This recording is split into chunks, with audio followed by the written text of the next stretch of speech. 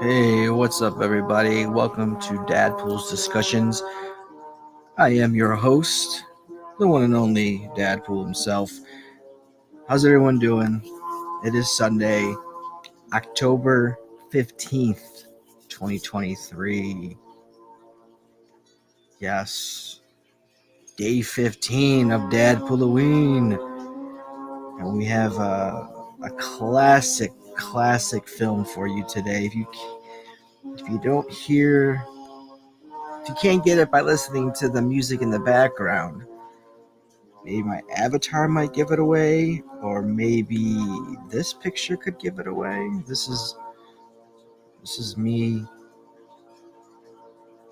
posing as the title character or the main character. Here's DadPooL. Of course, the only movie that I'm talking about is the 1980 The Shining by Stanley Kubrick. Whew. Again, I saw this movie when I was very young.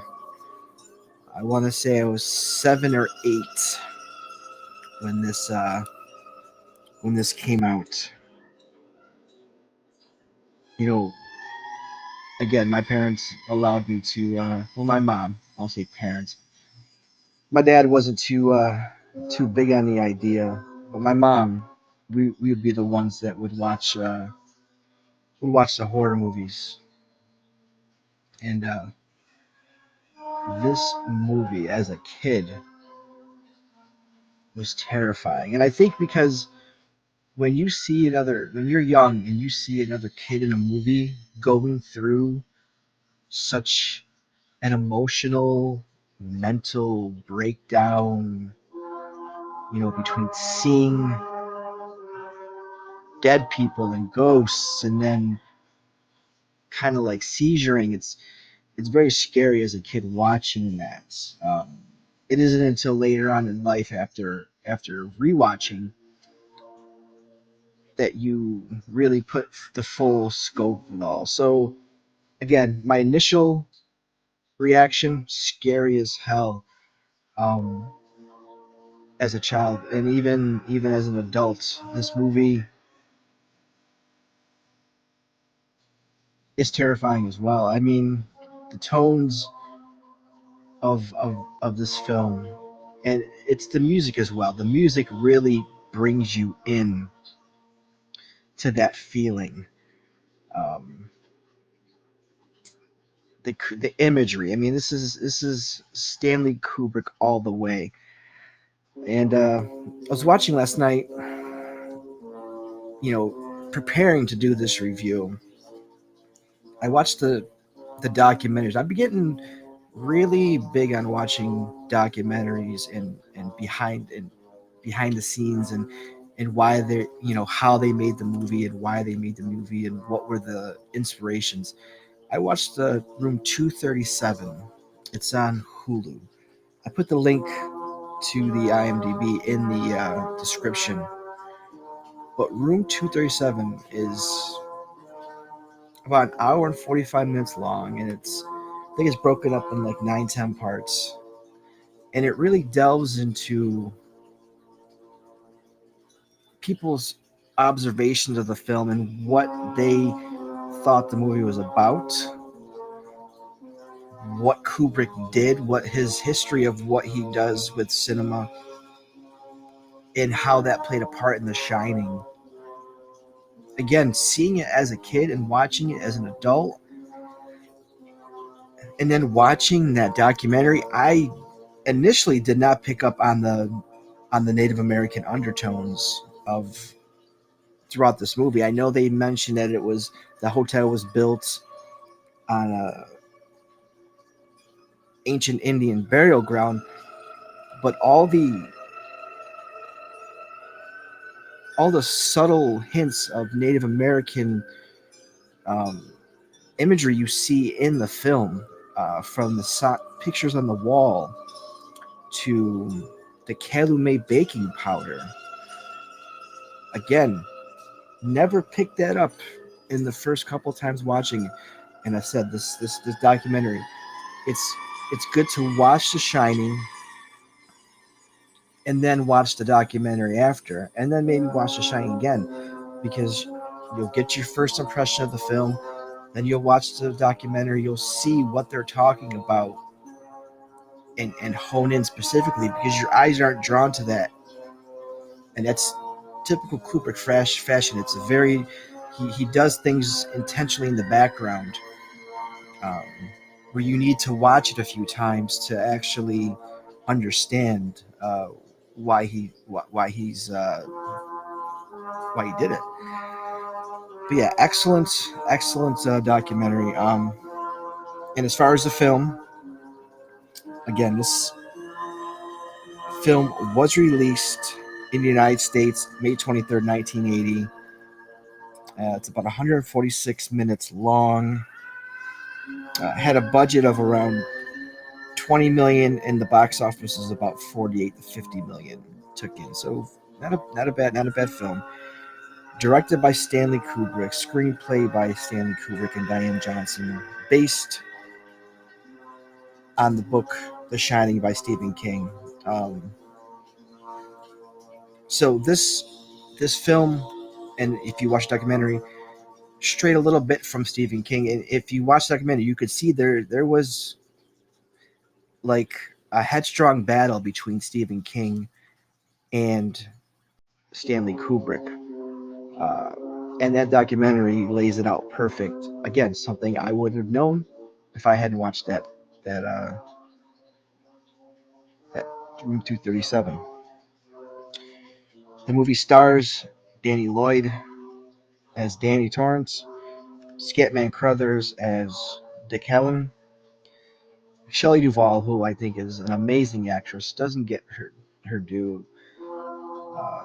She's a beautiful woman, and she just played Wendy just perfectly.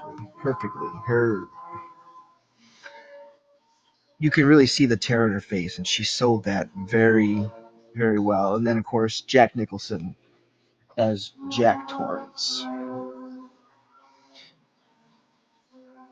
So this movie starts out as Jack Torrance. He accepts a winter caretaker position at the remote Overlook Hotel in the Colorado Rocky Mountains, which closes every winter season. And this is going to be like a brief synopsis, and then we'll talk about it. After his arrival, manager Stuart Ullman advises Jack that a previous caretaker, Charles Grady, killed his wife, two young daughters, and himself in the hotel. In Boulder, Jack's son Danny has a premonition and a seizure. Jack's wife Wendy tells the doctor about a past incident when Jack accidentally dislocated Danny's shoulder during a drunken rage. Jack has been sober ever since that incident. Before leaving for the seasonal break, the Overlook's head chef Dick Halloran informs Danny of a telepathic ability the two share, which he calls the Shining. Halloran tells Danny the hotel also has a shine due to residue from the unpleasant past events, and warns him to avoid room 237. In the book, it was room 217. A month passes, and Danny starts having frightening visions, including of two murdered sisters who look identical. And if you see right here, these are the twins that are throughout the film featured. Meanwhile, Jack's mental health deteriorates. He gets nowhere with his writing, is prone to violent outbursts, and has dreams of killing his family. Danny gets lured into room 237 by unforeseen forces, and Wendy later finds him with signs of physical trauma. He has like a bruise on like the left side of his face. Jack investigates and encounters a female ghost in the room, but blames Danny for self-inflicting the bruises. Jack is enticed to drink again by the ghostly bartender Lloyd. Ghostly figures, including Delbert Grady, then begin appearing in the gold room. Grady then informs Jack that Danny has telepathically contacted Halloran for assistance and says that Jack must correct his wife and child. Wendy finds Jack's manuscript written with nothing but countless repetitions of all work and no play makes Jack a dull boy. When Jack threatens her life, Wendy knocks him unconscious with a baseball bat and locks him in the kitchen pantry. But she and Danny cannot leave due to Jack having previously sabotaged the hotel's two-way radio and the snowcat. Back in their hotel room, Danny is saying red rum, red rum, red rum repeatedly over and over and over again. He even writes the word in lipstick on the bathroom door. Wendy sees the word in the mirror and realizes that it's actually murder spelled backwards. And her reaction is she's just terrified. Jack is freed by Grady and goes after Wendy and Danny with an axe.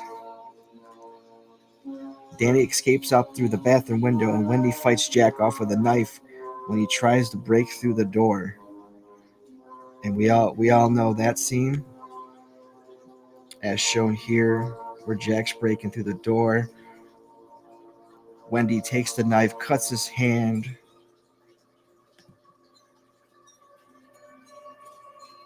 And we see this scene where he goes, "Here's Johnny." That's just an iconic moment from the movie. Iconic quote that everybody knows and recognizes, and it's repeated and altered in so many other movies to pay homage to this scene. So Halloran, having flown back to Colorado from his Florida vacation to respond to Danny's telepathic help, reaches the hotel in another snowcat. His arrival distracts Jack, who ambushes and murders in the lobby. Then he pursues Danny into the hedge maze. Wendy runs through the hotel looking for Danny, encountering the hotel's ghosts and a vision of cascading blood, similar to Danny's vision. Again, this scene, so iconic.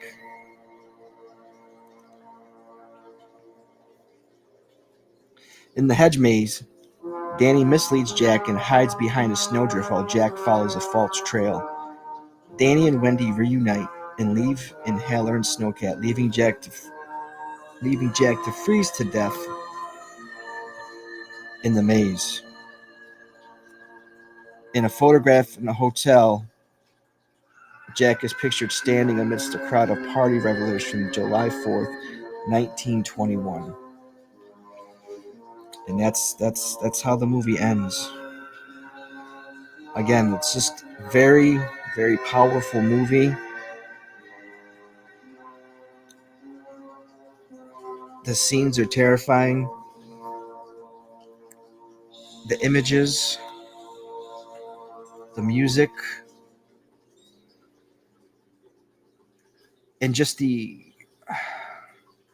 cabin fever threat just really kicks in, and to an extra level. Cabin fever is real. I definitely believe in that.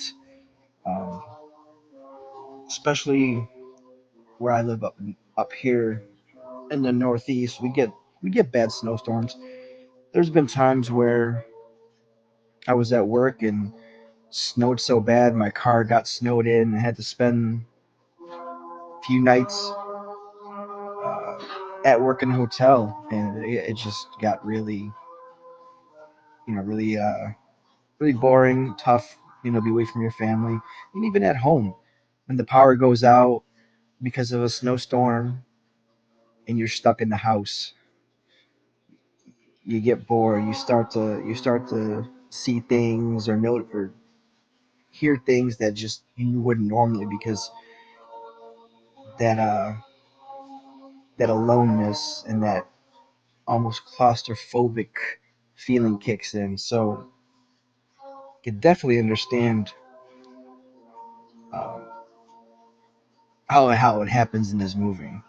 But this is on another scale. This is you know, much, much, much worse.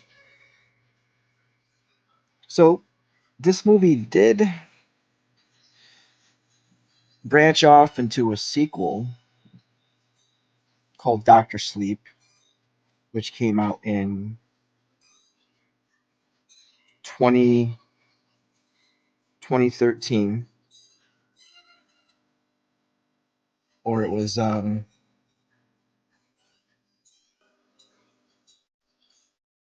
yeah, the publication date was 2013, and the movie just didn't hit for me when it came out in 2019.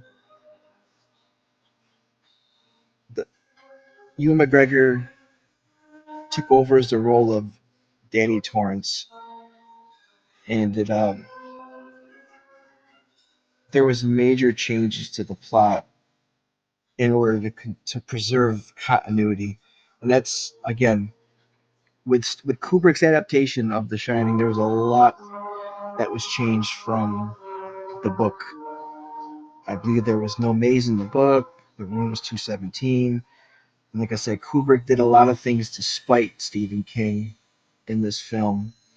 And Room 237 um, definitely showcases those differences and the struggle between the two geniuses. Uh, Stephen King being one of the best, if not the greatest writers of all time. Kubrick, without question, being one of the greatest minds and directors of all time. So not only was there a sequel movie, there was also a TV show, like a miniseries that came out in 1997. Came out on ABC. It was a three-part series. This time around, Steven Weber played Jack Torrance. Rebecca De Mornay was Wendy. Uh, Cortland Mead and Will Horneff played various versions of Danny Torrance depending on age. Mario Van Peebles was Dick Haller this time instead of Scatman Crothers.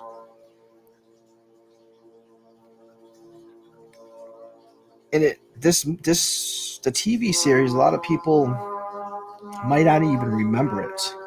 Again, link to the TV series is in the description as well. The TV series to me really pulled from the book more than the movie itself. And if you haven't seen it, I highly recommend you checking it out. It is like I said, it's a show or series that won 2 Emmys for outstanding makeup, outstanding sound editing for a miniseries. It was also nominated for the best miniseries, outstanding miniseries, but lost. So the reception and the positivity was there. But overall, The Shining will go down, hands down, go down as one of the most iconic, revolutionary horror. I mean, it's one of the best. I'm kind of speechless. I don't know what else to say about it because it's that damn good. It's nearly on everyone's lists, if not number one, but it's their top five. I would have to assume. And like I said, to put this movie into more context, definitely check out the documentary Room 237. Watch the TV miniseries. Watch The Shining. I'm not gonna tell you not to watch Doctor Sleep, but watch Doctor Sleep, and then you can put that whole focus, whole franchise, whole story all together and make an opinion as a whole. But yeah, this is day 15 of DadPooLoWeen, and this is a movie I'm definitely watching during this month. So, what are your thoughts? Are you a fan of The Shining? What are your most favorite moments from the movie? What are your least favorite moments from the movie? What part maybe scared the hell out of you? Is there does this movie make you not want to go to a hotel in the middle of nowhere? Does this movie put fear of going into like a labyrinth maze? Does this movie make you hate the snow? Let me know in the comments. And would you ever stay at a hotel? And what if you got room 237 or 217? Would you stay there, or would you request a different room? Sound off in the comments. But again, let me just take you through some more images of the movie. So here's Wendy with a knife coming through the hotel. I believe that's just she sees before the blood comes out and she sees all the ghosts that are appearing in the ballroom. And there's Jack running through the labyrinth towards the end of the film before he becomes Mr. Jack Frost. Here's Danny riding his tricycle, or what do you call them? Hot Wheels, and encounters the twins. Again, twins are very creepy, and Danny Lloyd did a great job in this movie portraying a kid going through traumatic events. I mean, his that scene where his mother and father are having that confrontation, and they just show him in the room, and he's like shaking, he's foaming at the mouth, and he's great acting. To have a kid that young to be able to pull that off, and again, seeing it as a kid, it all more terrifying. Unreal. And we also have when Halloran is showing Wendy and Danny around, and Halloran calls him Doc, and that kind of alarms the mom. Like, how'd you know his name was Doc? We've never called him Doc in front of you. And he just is like, well, he looks like a Doc. And that's that. At that point, you kind of know that there's something between these two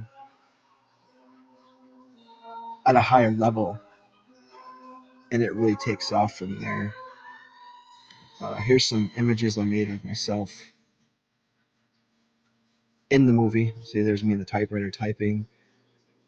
I'll work and no play, make Deadpool a dull boy, and we got Jack over my shoulder, and we have this right here's Deadpool, and then there's Jack looking in the back. There's another one of me at the typewriter just going, whoa. Like, I have fun with these. I love making these Deadpool images to coincide with the movie that I'm watching. It just adds a little bit more fun to what I'm doing. So I hope you guys are enjoying the extra edition of these images that I'm creating. And of course, the one that I showed in the beginning. Here's Deadpool with his face kind of blended with Jack Torrance. I love the eyes. It's a pretty good look for Deadpool. But again, this was day 15, The Shining, Stanley Kubrick, 1980. Definitely check it out. If you're liking these videos, if you're tuning in and saying, I want more, when is there going to be more? I just need you to hit the like, the subscribe, the follow button, depending on what platform you're watching, whether it's Kick, YouTube, Twitch, Twitter, Facebook, wherever you may be. Also hit that notification bell, because you'll know when new content is coming out. So I do have a new series coming out in a few weeks. It's called DadPooL Then and Now.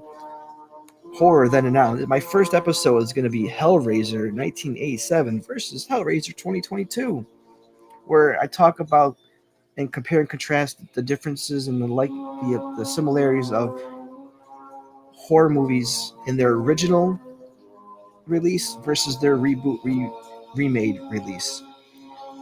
So I'm glad to be able to do Hellraiser as the first episode. There's Deadpool with the pinhead costume, and he's kind of holding weird looking Deadpool head that's melted off. So yeah, be on the lookout for that. And you're only going to know when that comes up and it gets uploaded if you hit that notification bell. Also, starting in the month of December, I have the 25 Days of Christmas Horror, which every day, just as I'm doing for October for DadPooLoWeen, I'm doing the Christmas. Each day I'm going to review another Christmas like slasher, dark themed movie. So be on the lookout for that. Hit that bell so you know when these are coming out.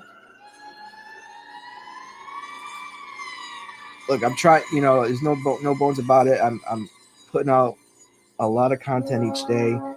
I'm trying to stay interactive with you guys, and I appreciate the comments. When you leave one, I get right to it and respond, and I love it so much. All the feedback. Keep it coming for this and anything else that's to come down the line in the future.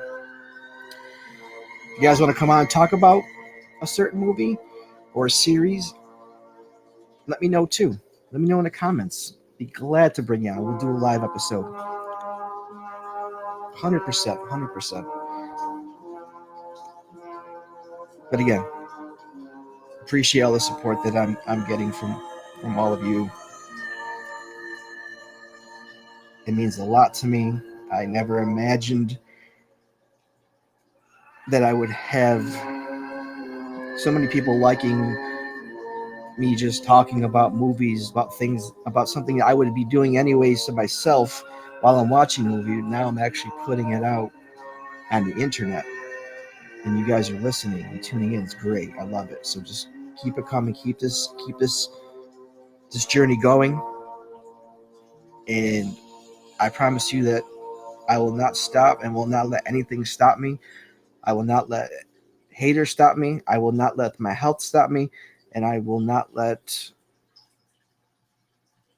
life stop me. I will try to work through everything to bring you what you want to see and hear in every day on this channel. So on that note, again, we're going to end it. We are on day 15.